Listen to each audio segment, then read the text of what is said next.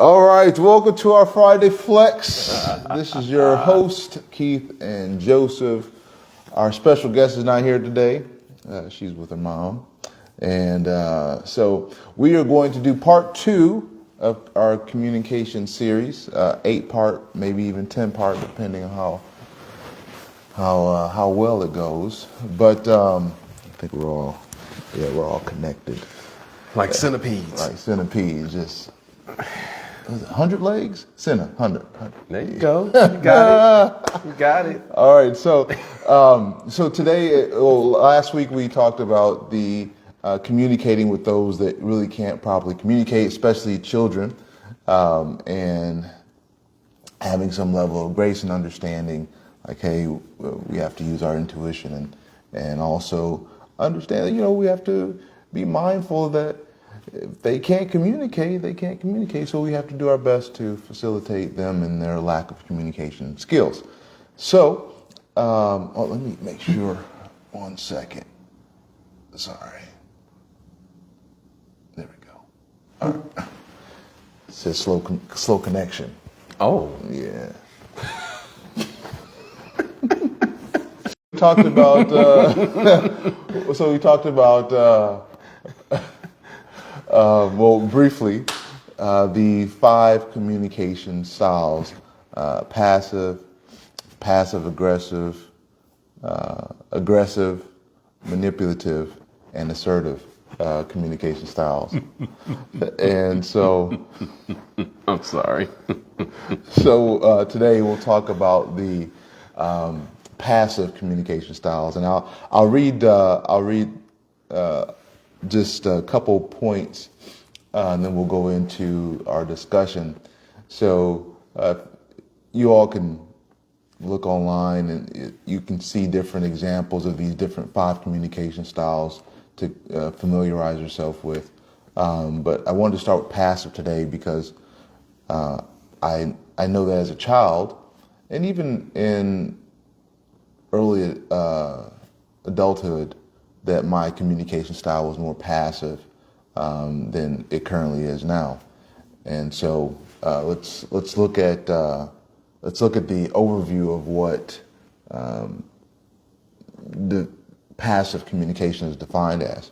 So it says passive communication refers to a style of communication where individuals tend to avoid expressing their thoughts, feelings, or needs directly.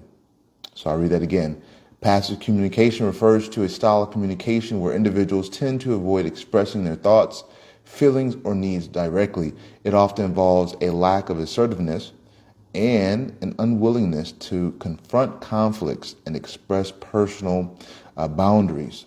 Passive communicators may rely on nonverbal cues or expect others to interpret their desires without explicit verbal communication. Because when I'm listening to this, I'm that type of person that I start thinking of various different examples. And so sometimes, like, those examples look like Muppets. You know how like little Muppets, characters, so, like Miss Piggy, she'd get all frustrated and worked up. Yeah. And so I think of these different examples of like someone who is passive, or she may not necessarily express in a certain way their actions. And so, again, when I think of certain examples, sometimes Muppets tend to be comical. Yeah. Way of of showing those things. And because sometimes she'll turn around and she'll slap Kermit too. So it's a mixture with her. So that would be we'll get into that probably maybe next Friday or the Friday after, but that would be more kind of passive aggressive. Yeah, that's the aggressive part there. Yeah, because she'll get all worked up. So this person, with the passive, let's look at some examples. Yes. So it says it gives a couple of examples. So sarcasm, this is often employed as a way to avoid confrontation. For example, you may use sarcasm to express disagreement without directly saying it. Or mumbling. Mumbling your discontent under your breath is a way to be subversive, but not outwardly aggressive at the same time. Like Just- mumble. Yeah. Mumbling. You know, like the mumble rappers. I was thinking about mumble rappers. I just wasn't sure if they fit into that passive category. They're not gangster rappers. They're mumblers. They just can't speak properly, so they got to mumble. So, passive communication occurs when a person is avoidant, indirective, or non-assertive, or how they communicate their needs, thoughts, feelings, and opinions. So I'll read more in a little bit, but I chose this because in my childhood, when I developed like a significant amount of weight gain, this was around 92, 93. My parents had just, separated, and I did not know how it was impacting me, but I was eating. I was eating a lot, and whatever got in front of my plate, it was going down, but it went somewhere on me. So over some time, after I started noticing my clothes getting tighter and looking in the mirror, not noticing the same appearance that I had, my communication started changing a little bit. I was somewhat reluctant to use my voice. And so through that process of not being able to use my voice, I would try to communicate, as it says, in nonverbal ways. And I would assume that people just kind of read my mind.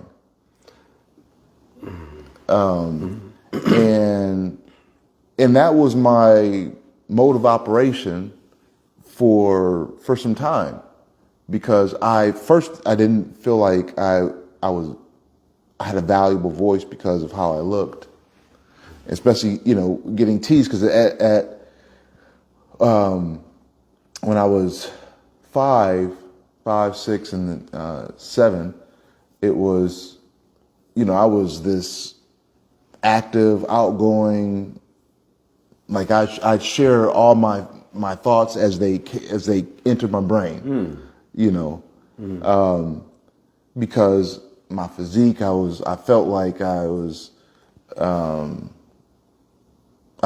a kid I looked good, and so when my body started changing, my communication started changing along with it. And so I was in a position in which, of course, at that time I didn't know my communication style was passive, but I was just trying to properly navigate through this world without making too much of not making waves in one not sense? making waves. Or causing any disturbance or ruffling any feathers or anything of that nature. Right. And excuse me. And it was really hard to get out of that mindset, because the style of communication, and now my style of communication changed from passive to passive aggressive to more assertive. But the passive style of communication that I had that for maybe almost 2 decades of communication styles. And as I mentioned, I was thinking that if I didn't properly voice my boundaries, I was going to be accepted. And so if I did not share my thoughts, then I would be considered cool. I'll just, whatever somebody else wanted to do, I'll just, And sarcasm wasn't really my thing until I started the passive aggressive communication style. But the not being able to use my voice and to acquiesce or just kind of go along with the plan, no matter how ridiculous or how stupid it was, just to feel accepted. That was what I did for a period of time. And I remember feeling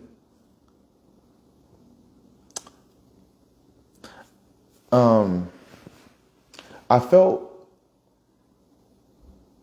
that maybe if I do it long enough, I can deserve a voice.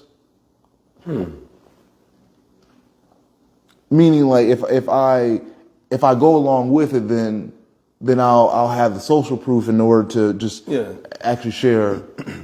But unfortunately, with that mindset, I developed. It never happened. I was just kind of I would just go along with it. And what would transform would be after a certain period of time, after not communicating properly, I found myself doing stupid things just for approval. Case in point, and I won't go so much in detail, but I'll give some example. So I can't remember where this camp was in Michigan, but it was a really nice camp. But for a few weeks, Mom would allow me to go to camp. And of course, I was chubby at that time, and there were so many people from all walks of life. I wanted to be accepted. And so, I found like the somewhat cool group, and they were like, hey, we're gonna, now, of course, at the camp, there were, the boys area, and the girls area. And so what I would do is I would, try to hang out with the cool guys, cool kids, as long as possible, just to, of course, develop that value. And so they were like, hey,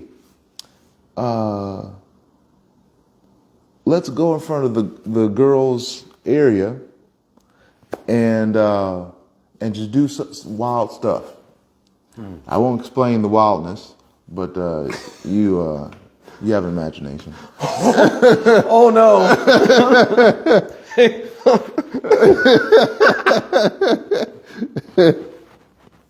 And so, no, Alfredo.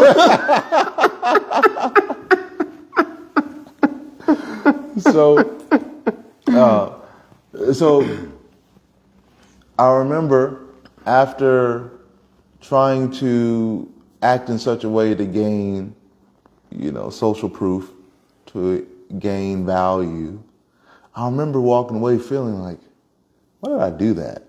That was the dumbest thing ever, But I couldn't take it back. I couldn't go back in time.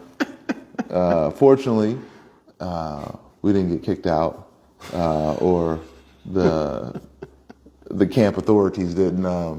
Oh man, you must have really done something. Oh man, it wasn't kosher. No. It wasn't kosher. Oh no. Oh no. It was like 5 of us. Oh no. It was a dark place. Oh no.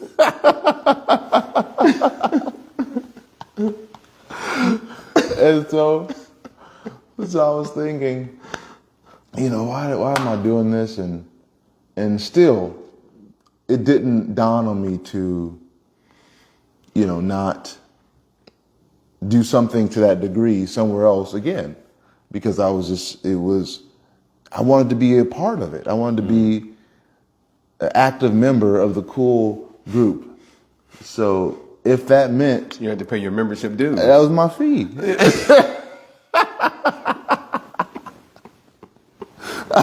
I had to pay,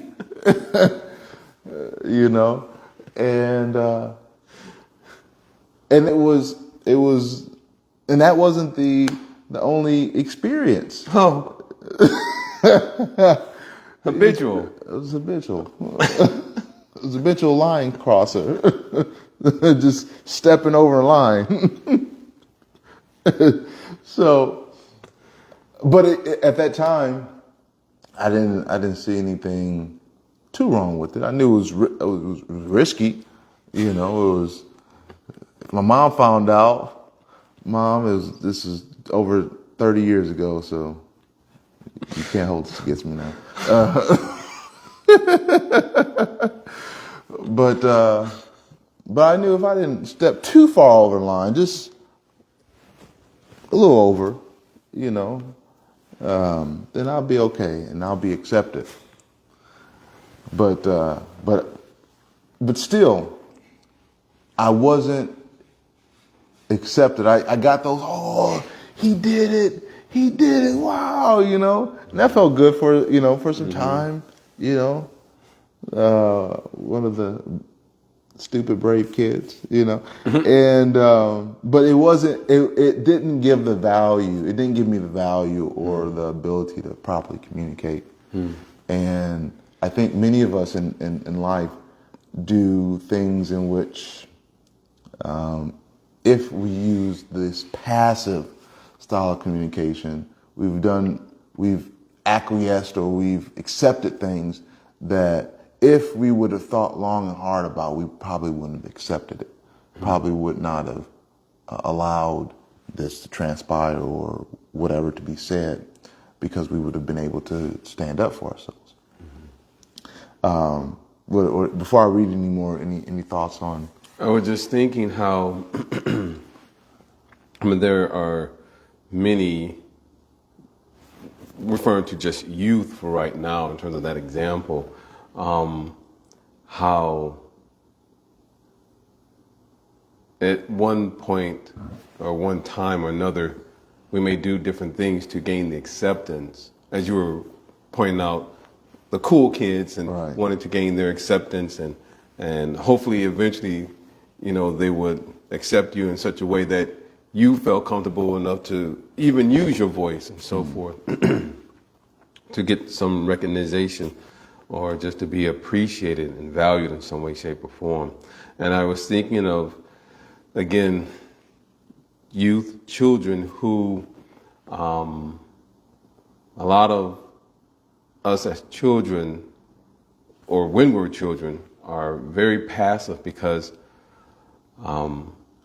if we were to speak up about something or act up, or not act up, but act out, like just, you know, like use your voice or something in some way, shape, or form. Of course, we have to know what we're using our voice about because we don't have that much experience. Right.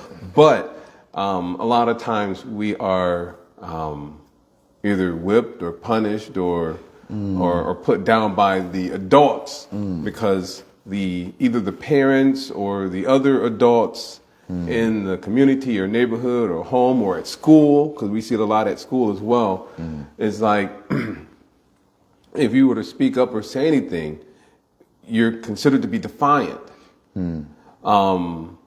or disobedient, and you know, something along those lines. And then you find that you're standing against the wall in time out, you know, or you're being punished in some way, shape, or form.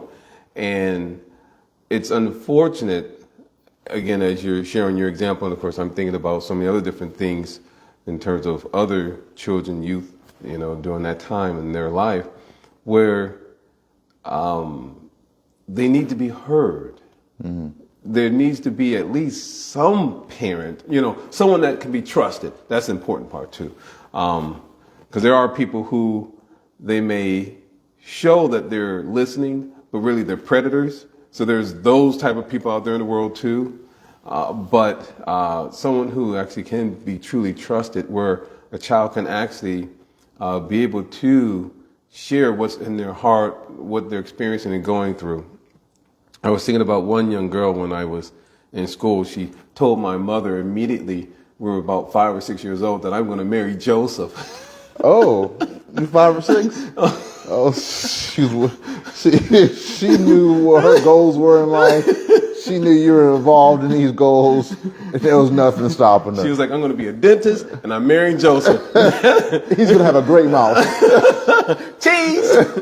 So I remember many a time as we were little kids, if there was a teacher who was, because there are sometimes, from time to time, you may have a certain teacher that, like, they don't listen to the students, or they think that the student is just joking around and playing around when actually the student is, like, serious. Like, no, this is a serious situation. And so, again, being ignored by adults. And, that young lady, she would stand up so many times, and say, hey, that's not right. And I'm telling my mama, And sure enough, the girl told her mom, and the mama called my parents. And, and even her mama calling the teacher, what are you doing to Joseph? So it's like, so I mention that because when I think of homes and I think about a child who actually understands they have a voice and they use it, that there must be some type of home environment where those parents are educating their children on, hey, you have a voice. If you see something that's not right, what is those signs that you see in the parking lots? If you see something, say something. In the neighborhoods, or if you go to some establishment or business or what have you may see, again, a sign even at apartments. Right. If you see something, say something, And so a lot of us as kids, we're not taught that we have a voice. Or we're not taught that what we have to contribute to society is worth considering, or that it has any value whatsoever. We're just taught, shut up, sit down, and stop all that crying. I'll give you something to cry about. Oh, I will give you something to cry about. And it's like, that is unfortunately what we see within society. But then when we look at the parents who are raising their children in that fashion, of course, they don't know the consequences of behaving that way to the child, because that child will grow up, again, like you point out, being passive and so forth, and being ran over by so many people later on in life, but then, or you can say exploited and so forth. But at the same time, when we think about those parents who are raising their child, what was their upbringing like? Was it also in the same fashion that since they don't know anything better, they just raise their children to be passive as well, because they themselves don't have a voice? Right. And then, of course, not to sound like I'm getting off track, because I'm not getting off track, but I am going to say something that it may sound like it's off track, but if you listen to it and you follow it carefully, you'll see that it's actually on track. Is that this whole passiveness, or this passive mentality, if we were to follow it, meaning we look at our parents and then how they were raised, and their parents, and then their parents, and their parents, all the way back up, you see that even during the time of slavery, that was actually a very important aspect, where in the communities, not only just African Americans, but or blacks, but also people of any color, that you will get lynched. They were hanging, people from trees, even here in Oklahoma. If you were to say anything, you would get your hand chopped off. I mean, if you look at even the British rule, a lot of times in other countries, like in Africa, they were chopping off hands. If you did something a certain way, you will get punished, disfigured, or dismembered in some way, shape, or form, or mutilated. Thank you, mutilated, branded, whipped. We've all seen the movie Glory, that one single tear that came out of Denzel Washington's eye. That's what happens. If you stand up and speak for yourself, that's what we've been shown intentionally. It wasn't done accidentally. It was done to demoralize and to bring down a person, so much so that they do not try to at all consider the idea of standing up and speaking up for themselves. Because it's a whole game about power and control.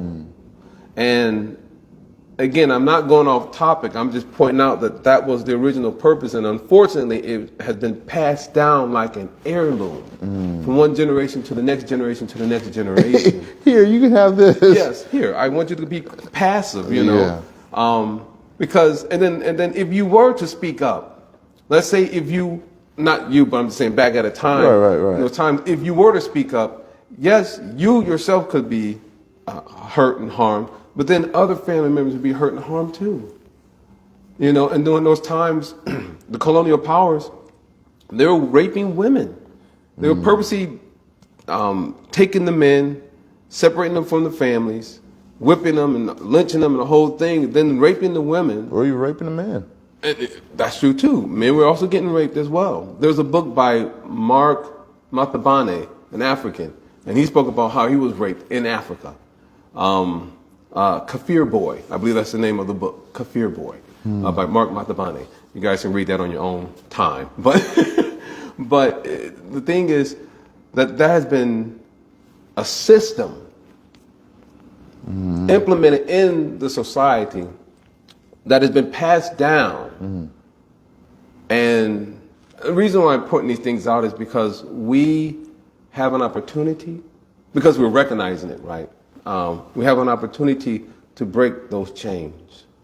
We have an opportunity to make a difference within ourselves, within our own lives, within the lives of our families, and our community, and you know, society and beyond, you know, to uplift and elevate even our country and the world. But it's a very unfortunate thing, because every one of us, in some way, shape, or form, you know, go through and experience the passive form of communication in some way, shape, or form, whether we're doing it ourselves or we come across others that are, you know, are doing it or communicating that way.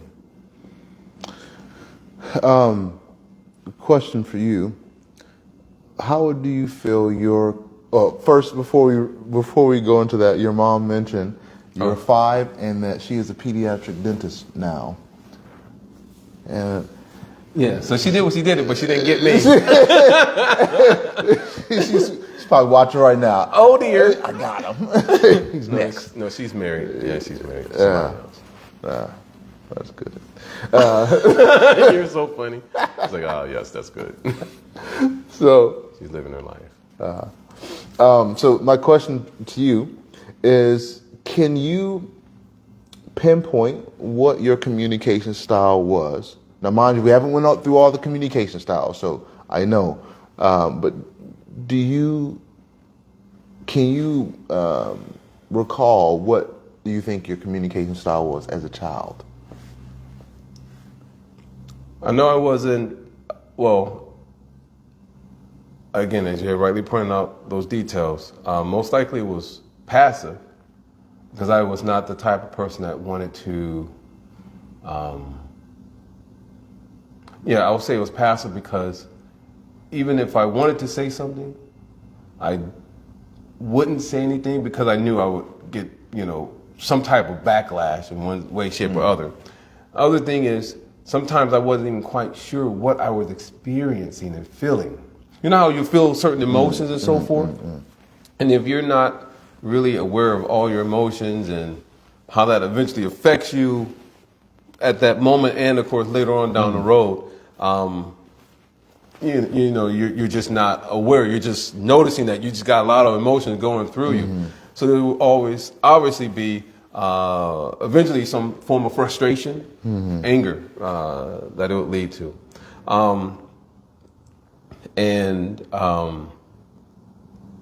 In short, to answer that, it would more or less be that. Now, I don't know if I was the passive-aggressive part, but there was a moment that I had my DMX phase. That was the passive-aggressive. Whatever, dog, I'm hungry.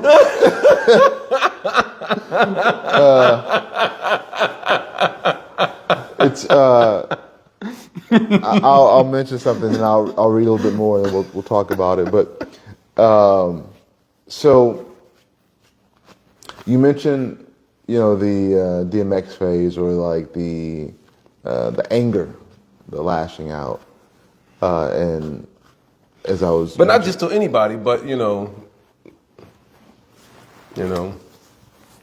yeah, certain key individuals, Right. It was pinpointed.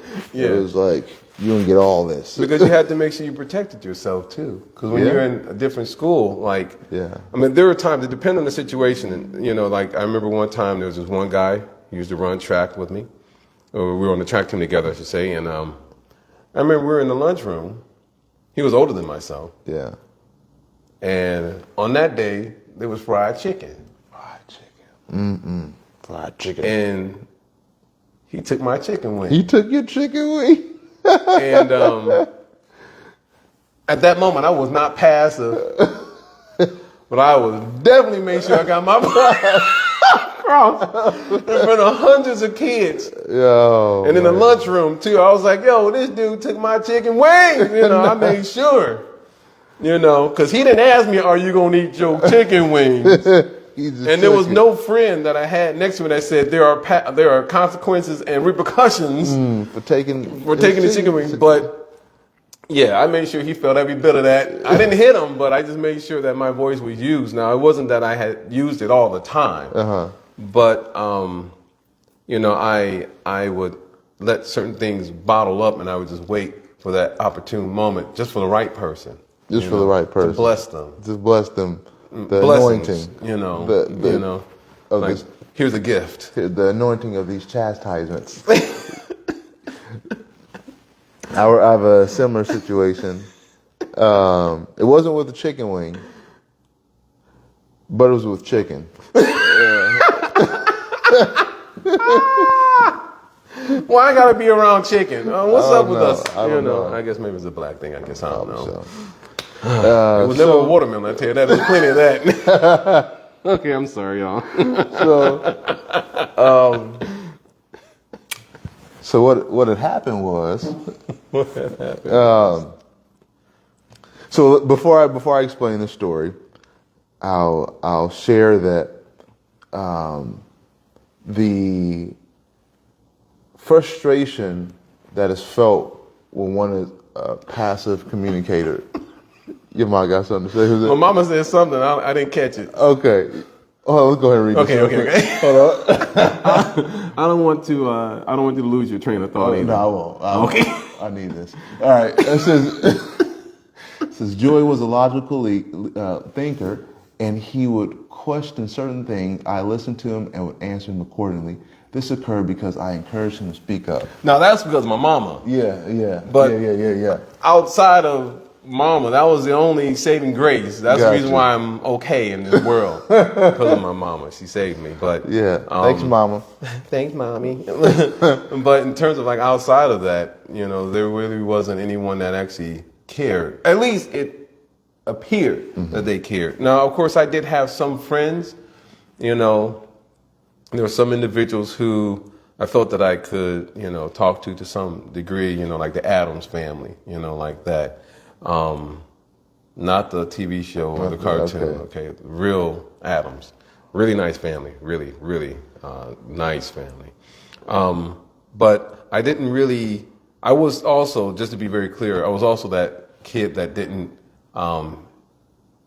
join any groups or cliques or hang out with people because I didn't care for their ideology or just the way they lived their life, just their activities. I just wasn't into it. You picked your nose. I don't like you. Yeah, you still wet in the bed. I don't like you. You still stuff from the dollar store. So you have those individuals who are just knuckleheads, but then also at the same time, I just, in short, I just kept to myself. So it's not that I didn't connect with or hang out with a few kids, 'cause I did. But in terms of just different groups and cliques and so forth, like if you were to find the cool kids on campus, like let's say for instance we went to the same school, right? Just a hypothetical situation. If you were looking to hang out with the cool kids, you wouldn't find me over there. I wouldn't be there at all, because their mentality and the way they went about things, I just didn't care for it. So I, again, just kept to myself. And if I was hanging out with somebody, it was just only a select few. And sometimes that's how it would be, is because those people also themselves would be same communication style and somewhat, as we perceive, safer. So I'll share this story because for a person with a passive communication style in Detroit public schools, it was rough. That's Detroit Public Schools. Yeah, it's Detroit public schools, and not like King or like Cass Tech, those where I probably would have thrived a little bit better. But no, we're talking Southeastern, which was like up at that time, was up there with like Finney, Denby. Which had metal detectors. Yeah, we heard about them. Those schools. Yeah, so Southeastern was kind of like that too. So I remember one lunch morning. I was on the football team, so this was 10th grade, end of 10th grade or beginning of 11th. I think this was in 10th grade. And I was still in the phase of watching Dragon Ball Z, all that other kind of cartoons. So I was completely nerded out. Yeah. And I was probably in college by then, freshman. Yeah. So everybody knew I was like one of the oddest people in the school because I was a vegetarian. Only black vegetarian in Southeastern, probably in history. Wow. Yeah, I'd probably venture that far unless somebody's parents were Rastafarian, but or Seventh-day Adventists. But besides that, I was probably like one of the only vegetarians in the Southeastern history. And so, of course, I got picked on a lot. People like, oh, yeah, take my pizza. And, pizza was a valuable thing. Of course it was. That's currency. That's currency. It really was. I know it sounds funny, but pizza really was currency. Commissary, is there? Was that in jail, what do you get? I guess it's called commissary. Commissary. Yeah. And so people are like, Keith, you want this pizza? Has pepperoni or has beef on it? I'm like, no, I was going to give it to you, Those are kind of individuals that would make fun of me. Tease you and like that. So I won't say his name because he's actually one of my friends on Facebook, so I won't say his name. He knows who he is. A bully turned friend. Bully turned friend. That's cool. Because eventually people change. And he apologized later, and I appreciated that. But what had happened was, one fine lunch day, we were all eating, and he had a chicken nugget. It wasn't chicken wing; it was a chicken nugget. Okay, chicken nugget. He had a chicken nugget, and he was like, "Hey guys, I'm gonna put some meat on Keith. Put some chicken meat on him." And no, and so. Of course, I still to this day, I don't like touching it. I don't like, falling on my foot or anything, But at that time, I was just like, I don't want it. I don't want it around. I don't want it on my body. What to speak of, in my body. So I remember. So he threw it at me. Oh.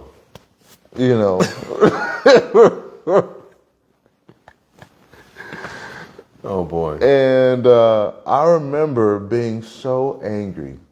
I just got up and punched him.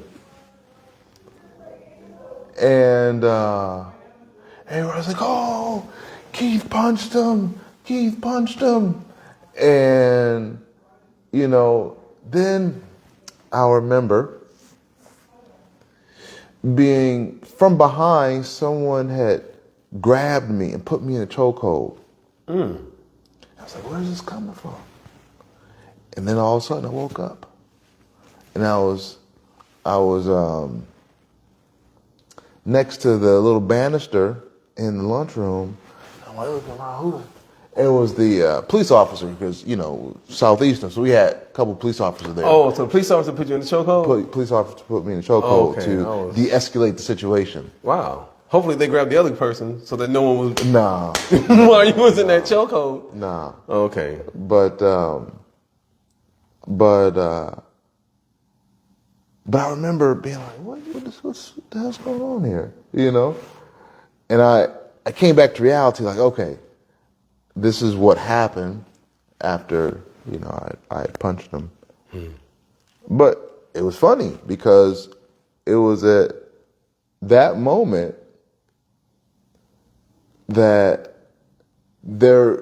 some respect for me developed within, the football team, and also those who were in the lunchroom. You used your voice.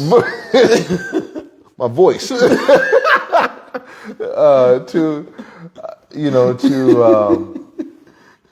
Love, hate. Nabil Rakim. So I use my voice in a physical way, to indicate, like, hey, these are my boundaries. Was that your passive aggressive? That was all aggressive. You just went. You skipped the passive. You just went straight aggressive. Actually, I told him, because I said, don't do that. I said, don't do that. So you gave him a fair warning. I gave him that's fair. Courteous of you. I was clear. At that time, my boundary was like, hey, don't do that. And then you laid hands. And I anointed him. I blessed him with the 2-piece. It was actually a 1-piece, no biscuit. So no sides? No sides. No coleslaw? No, I got sided though. I got put to the side. You didn't give him no mashed potatoes? No gravy either. I just gave him one cold piece. I just gave him a cold piece. And so respect, unfortunately, developed because of that situation. Unfortunately. I mean, because it was like one of those, you don't want people to respect you because you're hitting people, but, But here's the weird part about it is, like, depending upon the audience or people that are there within that, we'll just call that a small society, right? The students. That was the language. Yeah, especially for East Side Detroit. That was the language. And so if you did not use that particular language, they wouldn't have understood any other way. Yeah. That's the sad part. Yeah. Is that, and that's why I had to go into this passive aggressive phase, because I understood that there was a certain language.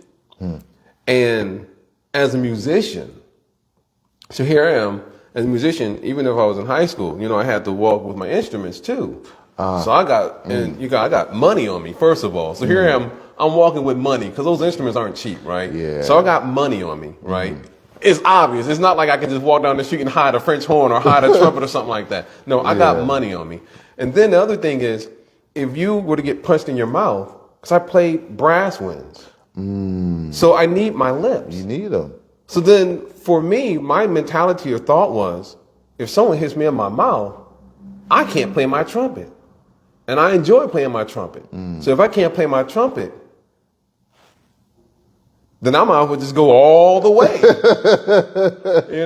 If I'm gonna lose out on something, I'm gonna make it worth every bit of it. And so sometimes you would, get yourself caught up and wrapped up in certain things just so that when people look at you, they wouldn't mess with you. Yeah. So you'll wear a certain, facade, you make your face look a certain way, very stern or heavy, whatever like that. You may not necessarily laugh, because those times I didn't laugh much.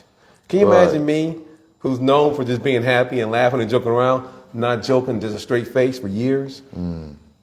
Yeah. With an S curl.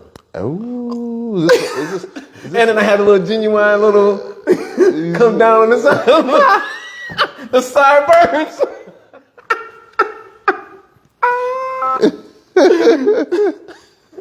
But I just kept a straight face. Yeah.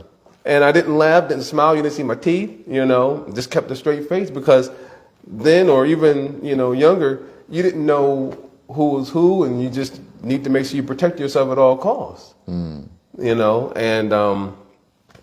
like I said, there were only a few people that I actually really like hung out with, like we would celebrate our birthdays together and do this and do that. But for the most part, I didn't just mess around with just anybody because, or I didn't allow myself to relax around anybody because basically most of those individuals are there simply to tease you or make fun of you or bully you or, whatever like that. So yeah, it was passive. And at those times, especially, it was more passive aggressive. So that, no one would mess with you. Like if I was to take off this shirt and tie, because I wore a shirt and tie my entire life. But if I was to take off the shirt and tie, you would see like the chains. I had one of those chains with a master lock on it. The type of chain you would put on a bull mastiff type of a dog or pit bull or whatever with the master lock. So I was legit. I was real. I didn't have any ear piercings or anything like that. No jewelry or anything like that. But if I had my little athletic undershirt. Oh, okay. Okay. They call it other things. Yeah. But my athletic undershirt had my little muscles because I was really, doing my push-ups and stuff like that. But and I was on the track team, so if I needed to run, I could run swiftly. But no, I didn't just let anyone. And now keep in mind, it's still passive aggressive because I did not really have much of a voice or didn't use it. Now sometimes certain things will flare up every now and then, towards certain individuals. But so I still didn't use my voice, in a intelligent, direct way. It just came out through other avenues, if that makes sense. Yeah. I think that, like you, I found those people that allow me to feel safe, comfortable, and those were also people in the same communication style, and we all had tempers because we did not use our voice until like it was like, I'm tired of this. We just lash out. And of course we didn't know that was unhealthy, but we didn't know any better. And I wanted to mention one thing because, especially because I have a feeling my mom's going to listen to this one. Oh. So I'll be clear. So my mother was always keen on making sure that we had a voice and that we used it. And so, because my mom always used her voice. Yeah, you better give your mom her props. Yeah, always used her voice. And even because of my mindset, I would even think, you don't have to share that. It's too much. You don't need to know all of that, But at the same time,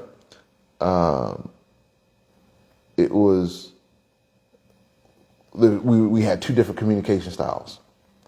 So of course, a person with a different communication style is going to look at another one with some type of hesitancy, especially one that because my mom was more like kind of the assertive,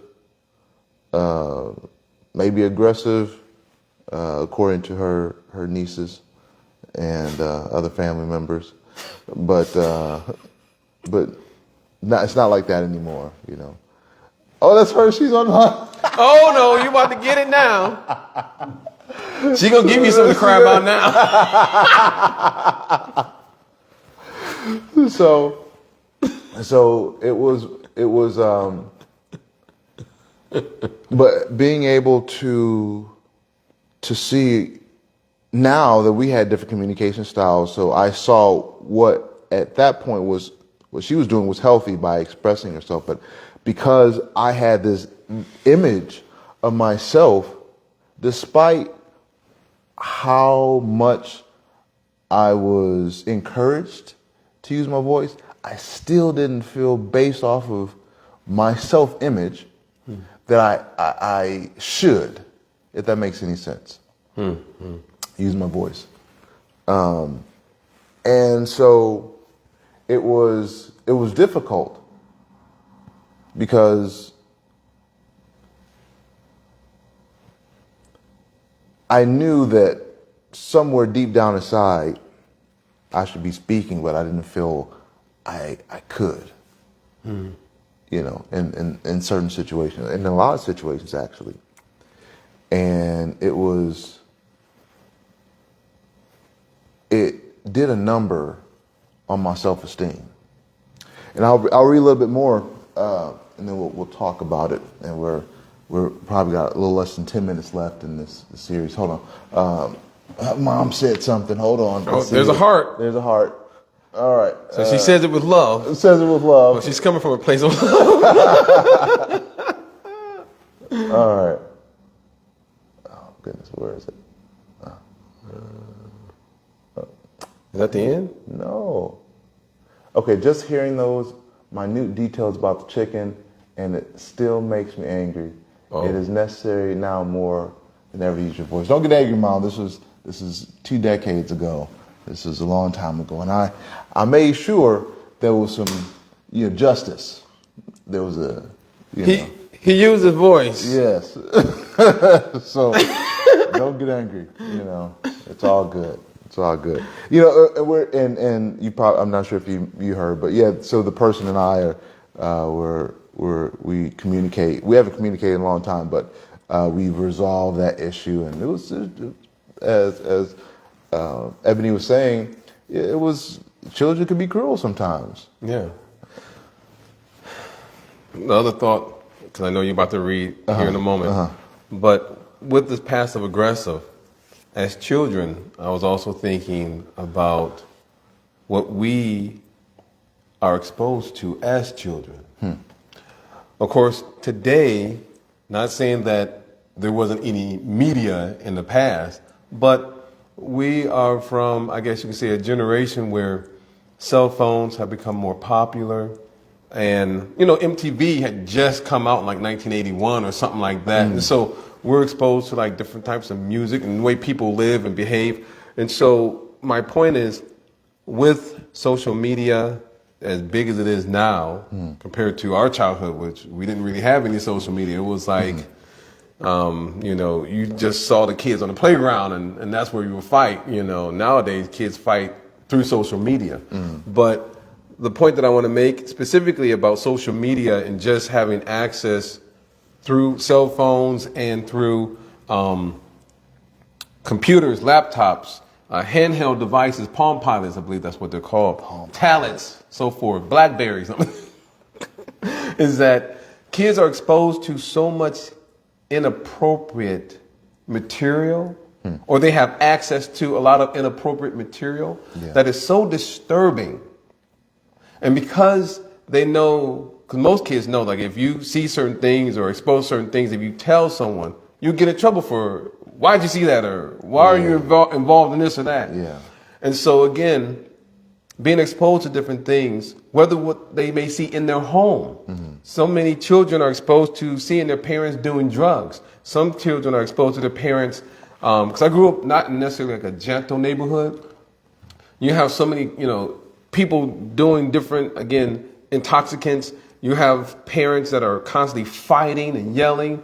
I was even in Cub Scouts as well as Boy Scouts. And one of the kids that was a very aggressive kid, if you were to look at his parents and what they were doing, all the constantly drinking, like they were always drunk. Like our den leader was like always intoxicated, So it's like the kids are growing up in these environments.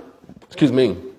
It's all coming up now. And like, Tasty. no, it's not. Relishable. No, it's not. And so it's all comes, these kids are exposed to these things, and eventually it's going to boil over and it's going to be unleashed in some way, shape, or form. And so because these kids do not know what to do with all that, it gets expressed through bullying or through harsh language or some type of aggressive behavior in the school, like when kids are supposed to be just playing a friendly game of two-hand touch football, and it turns into a game of pick 'em up, mess 'em up. And you're like, I thought we were playing two-hand touch. And so you'll see these kids, and I remember being in these situations where, we're all just fighting.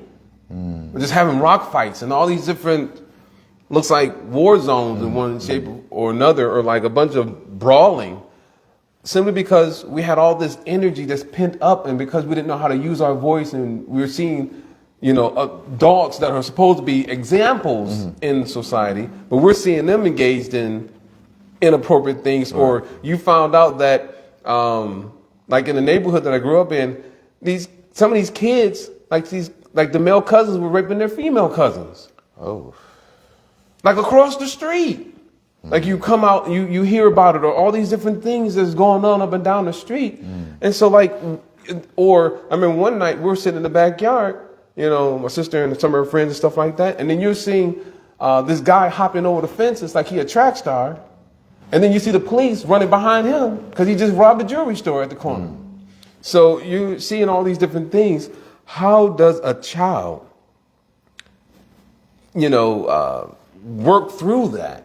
Like, we don't know what to do with it. It's almost like someone handed you a hot potato or put you in such a situation where it's like, okay, it just eventually just builds up and it eventually gets released in some way, shape, or form.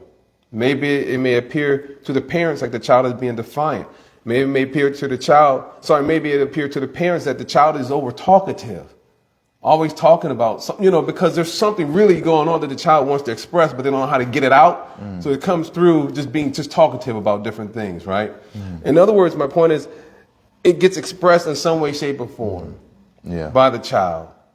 And there needs to be some, either we can probably just say counseling, there. Outlet, positive outlet. And positive. It has to be a positive, constructive outlet, which all that can actually come out. And again, the support that is necessary for the child so that they know, okay, I have a voice, I can use it.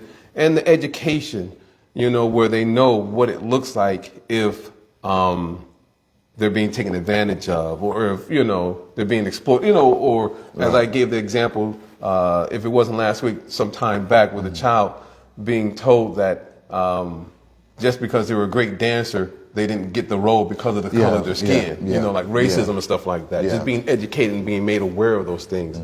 We really don't have enough, you could say, support and enough systems in place, in one sense, where as children, but then again, that's the beauty of what we're doing here, that we are able to look back and we can see these things, and then we can going forward, that is, see how can we put, we'll just use the word systems in place, or make sure that there's checks and balances done in such a fashion that ourselves and of course children and anyone in our family and community and so forth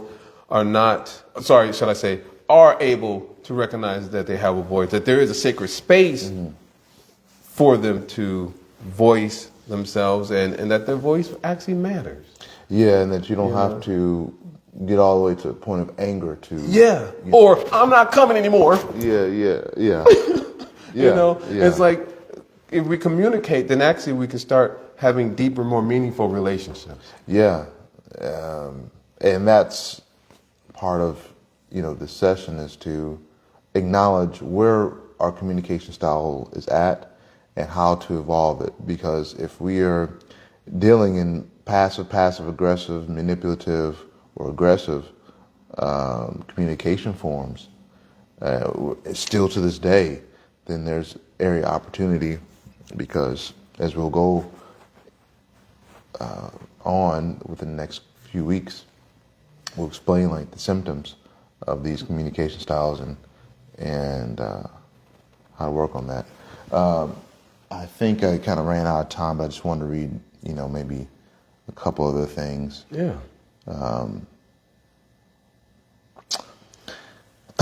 Okay, so it says, passive communicators typically prioritize the needs and feelings of others above their own out of fear of conflict or rejection, a desire to please others, or a lack of self-esteem or confidence. So I'll read this one more time.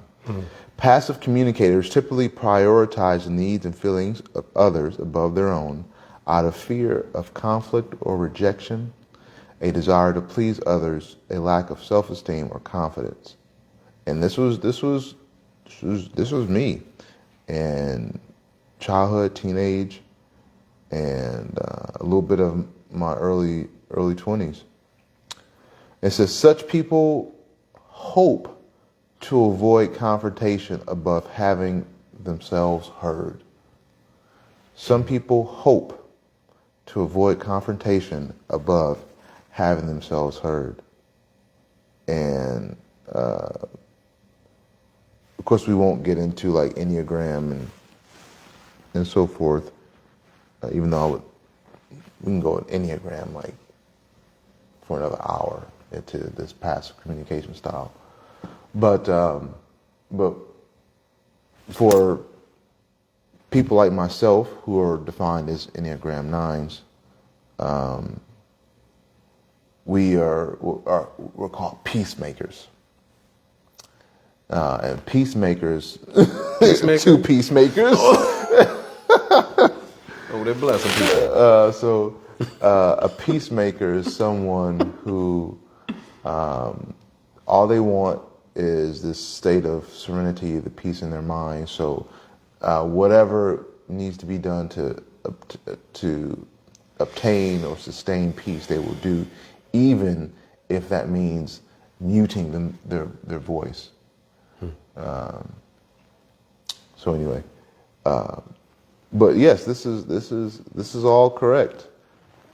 I can say this because this was how I used to communicate.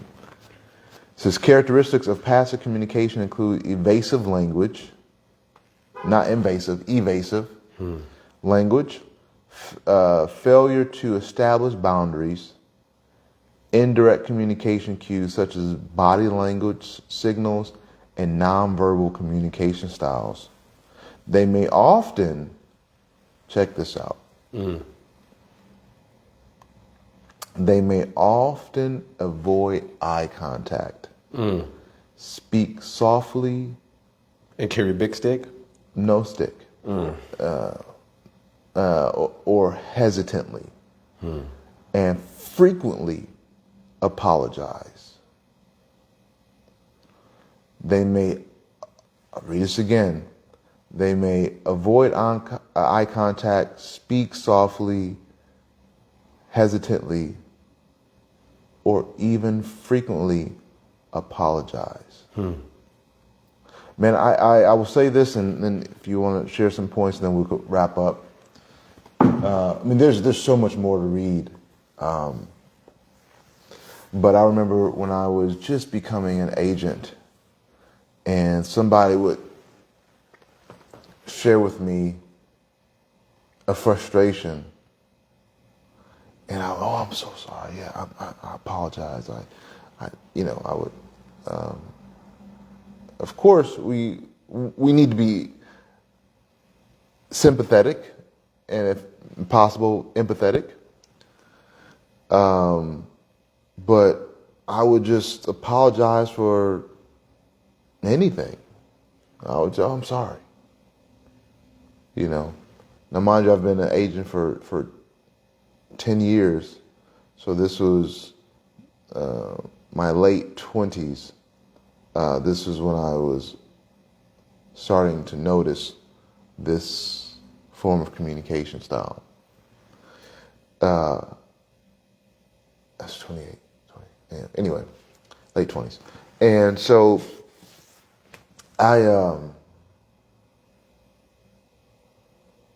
after some time, after my communication style developed, I stopped profusely apologizing or saying I'm sorry, or my communication said I totally understand. I'm sorry that happened to you, or I'm sorry the situation has happened. and then what can we do to go forward, if we can, instead of being like this, oh, please, forgive me or whatever. Of course, I never said that, but it was the feeling was the same,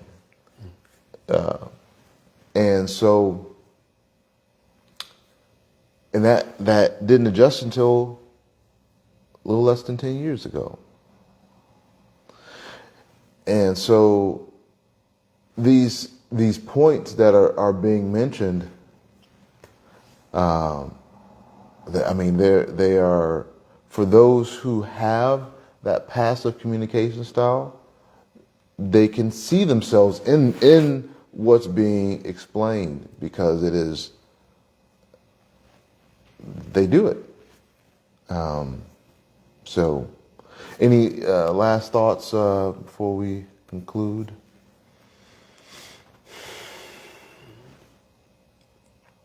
No, not necessarily. I think the portion that you had just shared was pretty good. And even in previous relationships where, of course, as we, when we're in a relationship, whether marriage or just intimate relationship, we should be understanding, and if we did something wrong, we should apologize. I'm not saying we shouldn't, but if we didn't do anything wrong, and you're just, I'm sorry, I didn't mean, forgive me or whatever. This is further creates a disconnect within our system and forces us into a position in which, after a certain period of time, we're just going to snap. Yeah. Excellent point. Two things I mentioned. First thing in relation to that, what I'm understanding or so is that if we are to apologize, that one, there should be intention behind it, and it shouldn't be empty. So there should be some meaning. It's not like, as you were pointing out, describing a passive person. I'm sorry. When actually it's not really genuinely meant. So if one is going to apologize, it should be meant. That there should be intention behind it, so that there's no disconnect in terms of, so that we're living in our highest truth, for lack of a better word, so living to our core values. The other thing I was going to mention that I recalled from a little earlier in regards to just youth and children is in terms of being passive. And when I think of just our childhood, I was thinking, what is our wealth? Meaning, like, what is really important to us at that time? And as kids, being accepted by others, like having friends and stuff like that, because we didn't really have any money. We weren't even working. Like, we may have gotten an allowance or something like that, but really having friends and being connected with others, to just be a kid, just to play and have fun. Like, that's just really important to us. And the thought of losing friends and not really having anyone to associate with, or feeling rejected and outcasted in one sense, or excommunicated at the most extreme, you can say, by other students in school and so forth. As I'm thinking about that, I think about those kids who have, even when I was in school, some of them had committed suicide because they felt rejected, by other kids. And then you have those kids who, well, I don't want to make a statement based on how they dressed, but like that Bowling for Columbine kind of a situation where you have these kids who they come to school with guns, and they take their frustration out on other kids. And so in other words, they end up being an active shooter going through their school and shooting other kids and teachers. You know, like we see this, unfortunately, too many times in the news. And it's scary in one sense. You know, you're afraid to even go near a school because of this active shooting situation. And of course, there may be other things tied in to those individuals who choose that way of expressing themselves. But in short, to be able to recognize this passive style of communication, or passive aggressive and so forth, and knowing how to address it, even, you know, that's important. Excuse me. That's important tool or technique to know. But of course, we can't save the world, and we have to start with ourselves. Right. Or as Michael Jackson, the great philosopher Michael Jackson says, start with the man in the mirror. And start there.